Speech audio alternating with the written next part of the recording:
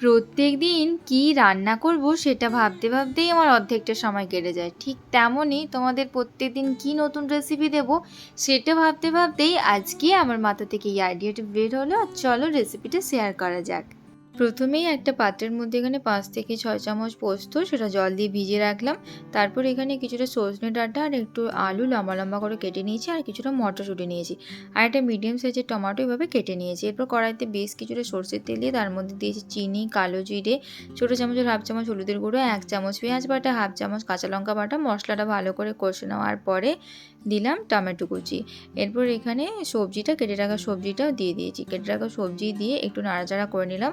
দিয়েছি হাফ চামচ লবণ। সবজি থেকে যখন একটু জল বেরিয়েছে তখন এখানে পরিমাণ মতো জল দিলাম আর এটা সেদ্ধ করার জন্য।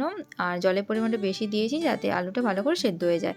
এরপর ঢাকা দিয়েছি আর এখানে পোস্তটা মিক্সিতে বেটে নিয়েছি। এরপর ঢাকা খুলে দেখলাম আলুগুলো সেদ্ধ হয়ে গেছে, সজনে ডাঁটাও সেদ্ধ হয়ে গেছে। এরপর নামানোর কিছুক্ষণ আগে পোস্ত বাটা দিয়ে দিলাম। পোস্ত বাটা দিয়ে ৩ থেকে ৪ মিনিট মতো একটু ফুটিয়ে নেব। আলু আর সজনে ডাঁটা কিন্তু আর মটরশুঁটিও একদম সেদ্ধ হয়ে গেছে।